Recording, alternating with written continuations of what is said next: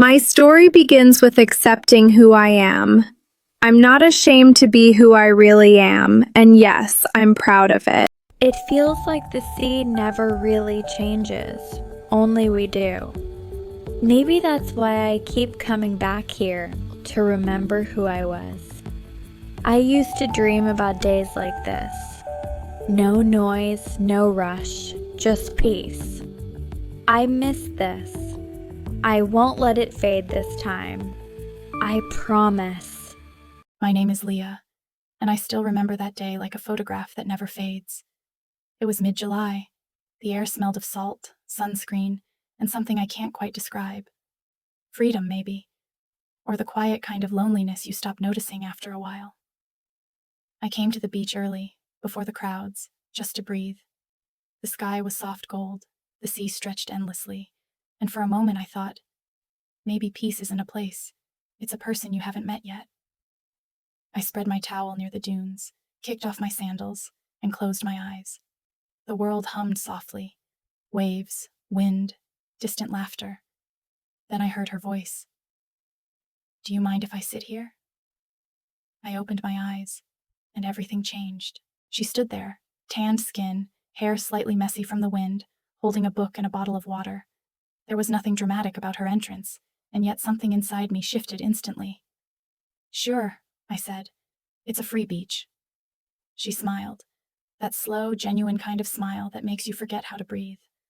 She laid her towel beside mine, close but not too close, and for a while, we just existed in the same silence. The waves rolled in, the sun rose higher. She turned a page, and I stole a glance.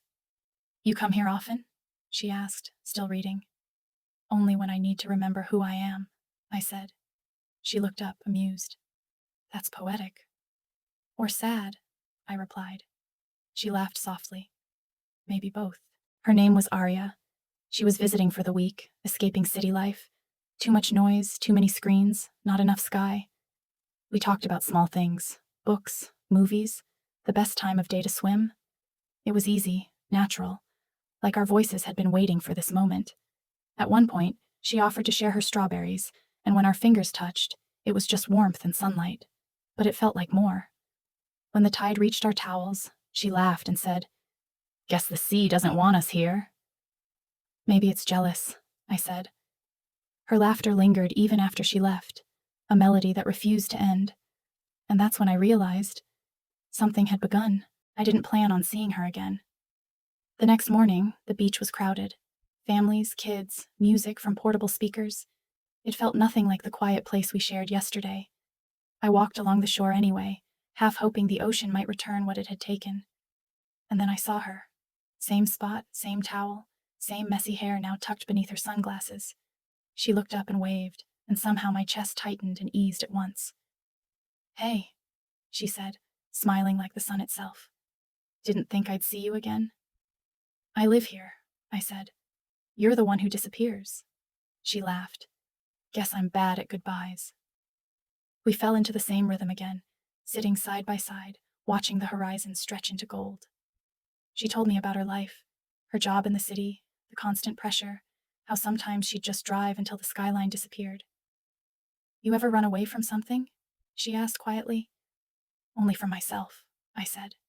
She turned toward me. "Did it work?" I smiled faintly. "Ask me again tomorrow." The tide was rising again, inching closer to our feet. Seagulls called overhead, and the wind lifted the corner of her towel. She reached out to fix it, and her hand brushed mine. Neither of us moved. She looked at me then. Really looked. Not the way strangers look, but the way people do when they recognize something they've been missing. "It's strange," she said softly. "I feel like I've known you longer than a day." "Maybe we met before," I said, trying to sound casual. "In another life?" she asked, half smiling. "Maybe," I said, "or maybe this is the one we were supposed to find."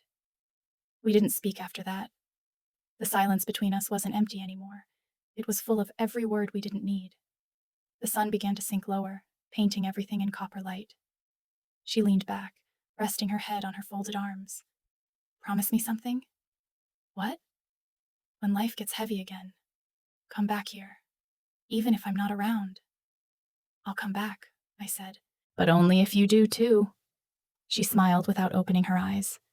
Deal.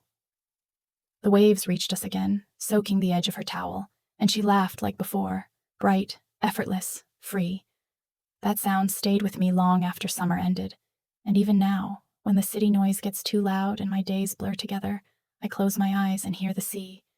And somewhere in that sound, I still hear her laughter, the reminder that peace isn't a place, it's a person. And for one perfect afternoon, she was mine.